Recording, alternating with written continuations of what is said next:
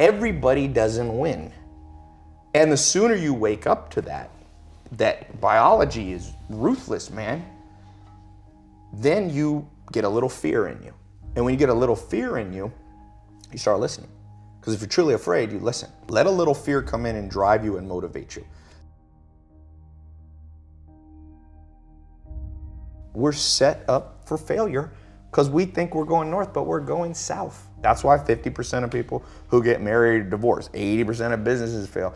That's why 30% of Americans are on some form of antidepressant medication. That's why 60, 70% of people are overweight. I mean, in a way, we're kind of fucked. But we live in a society that's very narcissistic. You're told like, oh, everybody's a winner. No, not everybody's a winner. That's like saying everybody's blonde. There's a definition of what blonde is. Blonde is like this yellowish hair. So you lose meaning when you start going, everybody's blonde. When you see your life and anytime there should be pain, you go, no, no, no, no. It was just how it was meant to be. No, look yourself in the mirror sometimes and go, you know why I'm not happy? It's because I didn't listen 10 years ago and I got in the wrong career. You know I'm not happy? Because I married the wrong damn person. It wasn't meant to happen. Yes, everything happens for a reason. You made a bad choice, but it didn't have to be that way. And the second you build up pain, and this, by the way, is not my opinion. If you talk to guys like Dr. David Buss, top 10 most cited psychologist in history, okay? He's one of my main mentors. He told me, I said, do adults change? Like, we do all this self-help videos and podcasts. I said, am I wasting my time? He goes, yeah, kind of. I said, why? He said, well, after 25, it's very hard to teach old dogs new tricks. By the way, that's why I've changed. Most of my stuff targets people 18 to 25. That's why I do Snapchat and all that, because there's hope for 18 to 25-year-olds. Now, if you're over 25, before you get depressed, he told me, but I have good news for you, Ty. I said, what? He said, adults learn through massive trauma. So you will learn. You have to let in some trauma into your life. And that's rough, but no pain, no gain. Like if you are 100 pounds overweight and you want to be able to play basketball, here's my news for you. Everything happened for a reason. You got fat because you ate too much and you didn't exercise. So welcome to the gym. And the first year is going to be hell, but that pain, hopefully, will reprogram your brain that every time you want to eat that nasty thing, go, wait, I don't want to go through that pain again. So I think one of the myths of society is we won't let pain in. We just excuse it all away. Like, no, that was meant to happen. Oh, you wasted 20 years of life married to the wrong person in the wrong career? No, Tom, it was meant to happen. Where's the people who go, you fucked up, dude. You wasted 20 years and you will never get it back. You better go in your room and cry. And the truth is, you only learn as an adult. Unfortunately, most people can only change with massive trauma. Optimizing your life for hustling and grinding is like optimizing your life around going pee. No, pee is something you have to do. It's not the goal. You don't go, woo! You know what my goal is? Hit the toilet 7 times a day. No, but you have to do it to survive. So grinding and working hard and hustling is not what you optimize for. It's pain. Why would you optimize for pain? But it is a necessity. And if you look at an actual scientific explanation of what makes you successful, it is not just hard work. If that's true, construction workers would be the wealthiest people in the world. Waiters and busboys, they work harder than the owner. The most scientific psychometric personality test is called Hexaco. It's more accurate than Big Five, which used to be. It's much more accurate than Myers-Briggs, INFJ, ENTP, all that stuff. So Hexaco tests you on 26 facets of your personality. And one of them is called conscientiousness. And it's been proven over and over by scientists, conscientiousness is the most correlated with business success. Define conscientiousness. So then it divides into 4 sub-facets. Organization, perfectionism, diligence, and prudence. So the real truth is hard work is 25% of the formula because diligence is known in the common language as hard work, okay? So if you just think diligence alone will get you success, you're like a basketball player that thinks you'll play in the NBA because you can shoot free throws. You ever seen the best free throw shooters in the world? They're old 70-year-old men who shoot underhanded, but they don't play in the NBA because the NBA is not all about free throws. So NBA is scoring, defense, free throws maybe is one component, rebounding, assists, there's a lot of components. So the other three you have to get good at. So the first one is perfectionism. People, you have to know how to double check your work. It's that simple. It doesn't mean you're always a perfectionist, but it means when it's important, when you're a pilot of an airplane, double check before you go. If you get on a plane, you hear the pilots double checking, the co-pilot going, hydraulics. And the guy goes, hydraulics. And that's why planes don't crash. And it's called 6 Sigma. It's 3 defects per million. Your goal in business and in life on the important things is to make 3 mistakes per million transactions. And the only way you do that is by being a perfectionist in terms of double checking. So that's 25%. The next one is organization. I can't tell you how much better my life is and anybody watching this will be if you wake up every single day and you take 10 minutes. I have yellow notepads sitting all around my house. I got that from Bill Gates. Bill Gates built Microsoft at 17 by locking himself in a hotel room with 6 yellow notepads, and he wrote out the whole basic code for DOS and things that built Microsoft, okay? He became the richest man in the world 18 years straight because he was organized enough to lock himself in a room and think through his day. And so what I try to do, and whenever I do this, I have a great day. Whenever I don't, I notice it. Be organized a little bit, 10 minutes. I actually have this little couch thing outside of my shower, and I put a notepad by it. I take a shower when I wake up. I walk over to that, I kind of sit there, and I just write out, it can be as little as 3 main projects you want to get done that day. So organization is the other 25%. So now, and then you have diligence, which is hard work, hustle, and perseverance. But the last one is the kicker. And this is what I was talking about, the rewiring that has to happen. The last one is something called prudence. Scientists call this prudence. Prudence is the ability to make the right decision. And I can't tell you how many entrepreneurs and non-entrepreneurs, even me at times too, I'm not special, I'm lumping all of us in this. Because of our upbringing in society, our goal is, let's say our goal is like that camera right there. So let's assume that's north. So I have this compass in my brain, and my goal is to go right there. Let's say it's a mile away, so north. What happens if society, my upbringing in school, wired my compass exactly backwards? So I think, let's say I can't see that camera, but I know I want to go north. So I pull out my compass, and it points that way. So I just take off walking. And I do it in an organized fashion. I do it in a perfectionist manner. I'm perfecting my steps and my posture. I'm also working on, hard work and hustle. Keep walking towards your goal. Well, the truth is, if you go south when you should go north, you could have gone 1 mile, but the earth is about 24,000 miles in circumference. So you get to walk 24,000 miles and you'll come up on the backside and you will get your goal. That's most entrepreneurs. The average person takes 20 years to become a millionaire. 90% of businesses fail within the first 5 years, 80 to 90, depending on what statistic. Most people, I did the math once, the average American has $60,000 saved by the time they're about 60 years old. So my answer, I did the math, you can do this with a simple financial calculator.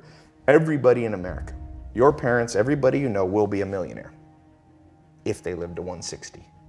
At 160 years old, if you take 60 grand at age 60 and you give it a decent return on investment, 8%, 10%, you'll be a millionaire at 160. But the problem is, the great philosopher, I think it was Aristotle or Socrates, said, the problem is art is long, but life is short. The art of living and getting to your objective is long, but it doesn't have to be. It's long if your compass is backwards. So the whole point of what I was saying about adventure at the beginning is I'm trying to take my south and point it to the true north. And you have to learn that from books and mentors and life experience and listening and finding in-person mentors and all those things. They help adjust your compass. And most people are gonna get what they want, just about 40 years longer. Are there key principles though that you can use to turn that compass so north actually points north? Yes. First one is just like Alcoholics Anonymous, admit you're lost. And that one's hard for people. You tell people, even for me, sometimes I want to think I'm smart and I got it all figured out. And sometimes I'm like, wait a sec, I'm still lost. And the acquiescence, the admittance of the fact that you're still lost, it gets you on track a lot faster. So if you're watching this and you feel lost, it's better to just sit down and be like, I'm lost. Because the day you admit you're lost is the day you allow yourself to be found by people who can give you a tip. But what's the equivalent of that? Because obviously, if you're an entrepreneur, nobody's looking for you. So that's the They one are catch, though. right? Who is? They are. You go to Barnes and Noble, people selling their books. They're looking for you as a customer. So read. I mean, the fact that people argue with me on this reading thing, and people argue with me about mentors. No, just use your own gut feeling. Is that how you learn English? When you were 2 years old, you use your gut feeling to start conjugating verbs? No, you learn from other people. You learn manners, you learn language, you learn all things valuable. You learn to drive from another person. So doesn't it make sense you learn life? So books are just the mentors who maybe are dead now. You want to learn about Steve Jobs? He ain't alive to teach you. But you can learn through accumulated wisdom. And that's why, trust me, very few powerful businessmen I've ever met don't read a lot. Warren Buffett, who I think is the best businessman by far in the world, he has 75 companies that he pretty much runs, 200 billion in revenue. He reads 8 hours a day. He reads 600. He said he slowed down in his old age. He only reads 500 pages a day. Bill Gates goes on reading vacations. Mark Zuckerberg just started a reading once a week book club on Facebook. It already got a couple million followers. And now with audio books, there's no excuse. You got YouTube videos. Let this thing run in the background. And it's better if you can find it. I mean, better than books is in-person mentoring. That's why I do a podcast. I started Google AdWords in 2001. Okay, I got lucky. I just stumbled and I was one of the first people to ever use online advertising. I was in, I think, the second month Google AdWords launched. Whoa. And there was no YouTube videos. There was no Perry Marshall books. There was nothing. You just kind of wasted money to learn. Now, we're the most spoiled generation. Everything, this computer on this phone, iPhone 7, is more powerful than the first rocket that put man on the moon. That cost billions of dollars. Now we get that for under $1,000.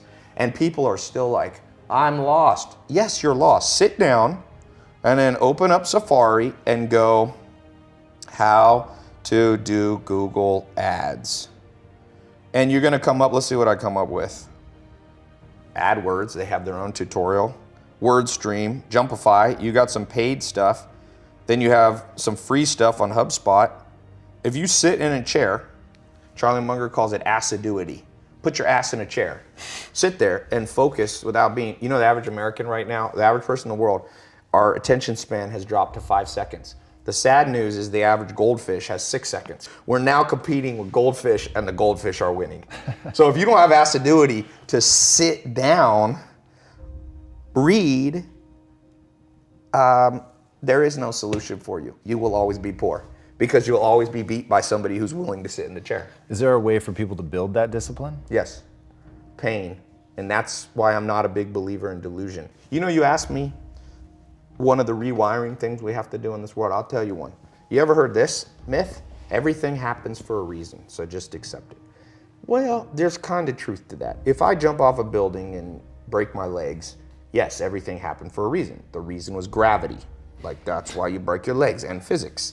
Legs brittle, concrete not brittle. So, but people interpret everything happens for a reason, be like, well, I was meant to learn from that thing, and then BS. Read Richard Dawkins' The Selfish Gene, one of the most important books written in the last century.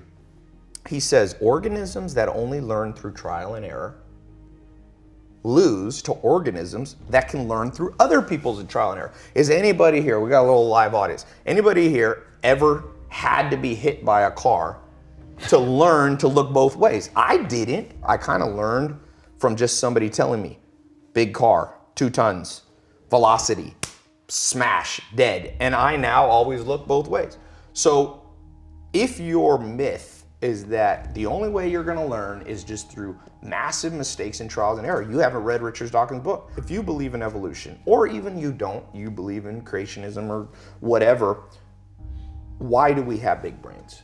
Because we do have the biggest brains on planet Earth. Not always use them, but we got the biggest potential. It's to be able to, what Richard Dawkins called, project. So you can literally sit in this chair and predict outcomes without having to do them. And because we're all narcissists because of society and Instagram and all this, and I'm guilty of that too, we don't like to be uncomfortable because a narcissist's story to themselves is, you're the best.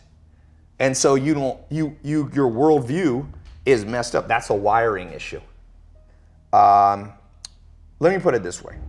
I meet people who think they're smart, okay? What it really tells me is they've never been around actual smart people.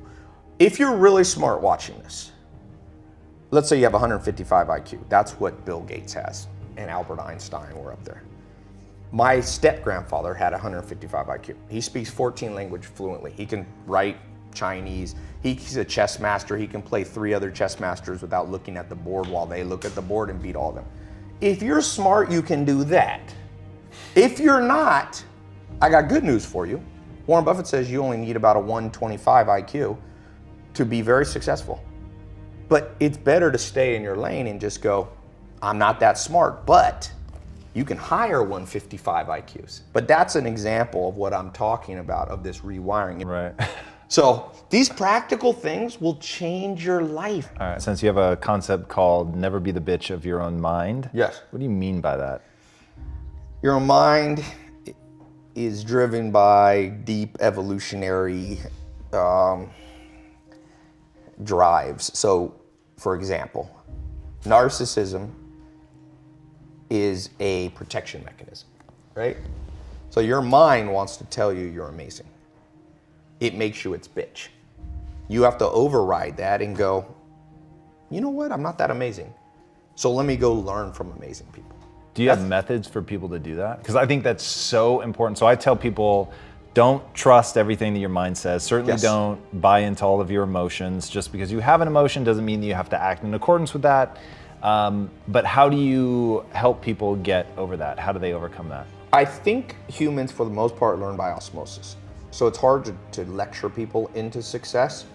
But what you could do is you could inspire people to understand this. So for example, if school system could find all the 14-year-olds and find out what they admire in people, right? It's the reason I show Lamborghinis and Ferraris, because I got a lot of young followers. And you know what 19-year-old guys like? Lamborghinis and Ferraris. So I show that part of my life because then they listen to the other stuff. So first you gotta lead by inspiration. This has been proven over. You cannot pound stuff into people's brain. People actually do the opposite. When parents tell their kids, you gotta read, nobody reads. But if I show a Lamborghini and Ferrari, which is the reward that people want, and then people go, how do you get it? I said, see all these books, I read them and put it, then people, I have more school kids reading books, I think, than anyone in history. I don't say that cocky. I'm telling you, it astounds me because all I had to do was put up a video with Lamborghinis. Right. When you're the bitch of your brain, you go, I'm just gonna freewheel this day. It's very hard to be organized. Dogs aren't organized. You ever see your dog organizing day? So if you wanna, you can either act on the animal side, which is just a wing life, or you can operate from a sense of logic and duty. And so I learned somewhat, I'm not even as good as Joel, to not be the bitch of my mind by just being around him for a while. And so that's the best way. Find somebody that you look at them and you go, this is a person of discipline, of motivation, self-motivation. They don't need external motivation. They're motivated from within, and spend all the time you can around them. And so for all of you who are really big on the hustle your ass off, hustle in the networking side. It will help you because you never know who you're sitting next to. That's why I'm a big believer in